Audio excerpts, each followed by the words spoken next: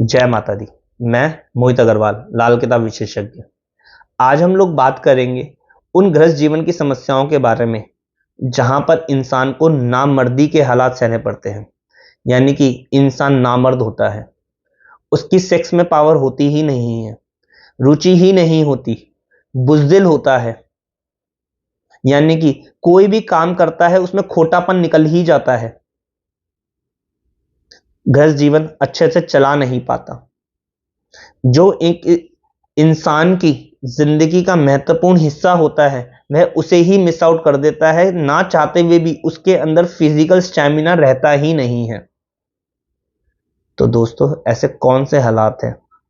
आप कई बारी इस सिचुएशंस के ऊपर डॉक्टरों के पास भागते हैं, डॉक्टर लाख दवाइयां देता है, अलग अलग ट्रीटमेंट करवाता है, साल डेढ़ साल लगने के बावजूद भी फिर भी ये आपकी समस्या खत्म नहीं होती है। आयुर्वेदिक ट्रीटमेंट भी लेते हैं लेकिन प्रोसीजर बहुत लंबा होता है। तो ऐसी अवस्था में क्या करें? ऐसे कौन से कुंडली के उपाय होते हैं जो इंसान को नामर्द बना जाते हैं? यानी कि इंसान के अंदर स्टैमिना पावर बहुत अच्छी नहीं होती है, वह फिजिकल रिलेशन कायम कर ही नहीं पाता है, और ऐसी अवस्था के अंदर इंसान को नपुंसक भी बोला गया है। ये नपुंसकता के योग भी बनाता है।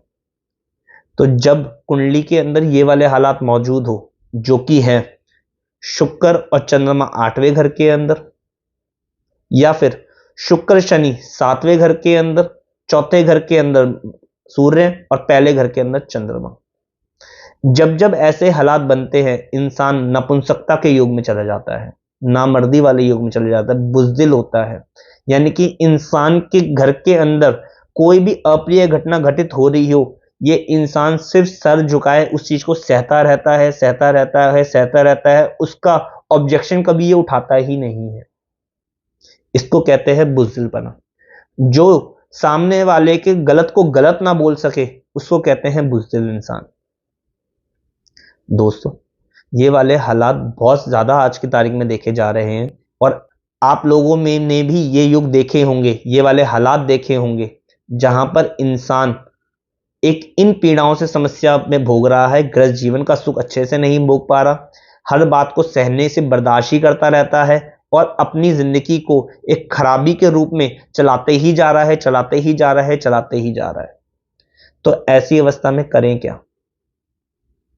ऐसी अवस्था में जिनकी कुंडली के अंदर चंद्र शुक्र का योग 8वें घर का बना हुआ हो, ऐसी अवस्था के अंदर चांदी की डिब्बी में शहद भरकर, चांदी की डिब्बी बंद करके कीचड़ का लेप से घर की छत के ऊपर इस चांदी की डिब्बी को दबाएं।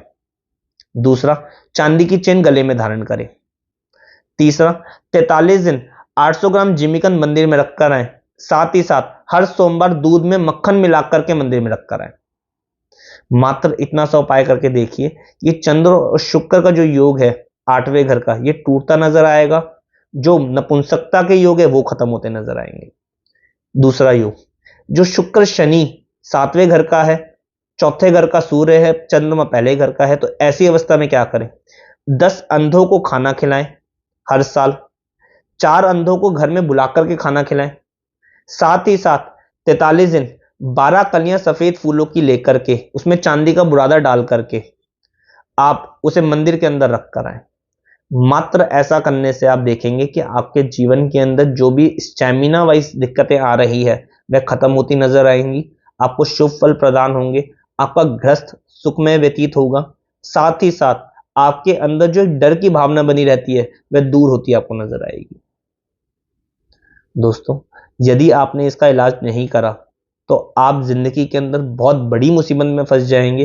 गृहस्थ जीवन आपका सही नहीं चल पाएगा, आप नपुंसकता के योग में आ जाएंगे, और ना चाहते हुए भी आपकी कुंडली के अंदर आपको ये योग अपनाना पड़ेगा, जबकि इसका इलाज संभव है। तो मात्र इतना सा उपाय करें।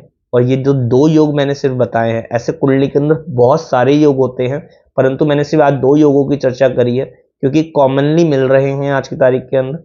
खास तौर पे चंद्र शुक्र 8 वाले के घर के अंदर, इसके चंद्र शुक्र की युति बनी हुई हो 8वें घर के अंदर, तो कुंडली में ही आप सभी का समाधान लिखा हुआ है, कुंडली में ही इसके हल लिखे हुए हैं। सिर्फ कुंडली को जांचना है और इसका हल करना है, आप समस्या से बाहर। मात्र इतना सा उपाय करके देखें, आपको जिंदगी के अंदर शुभ फलों की प्राप्ति होगी। जय माता दी।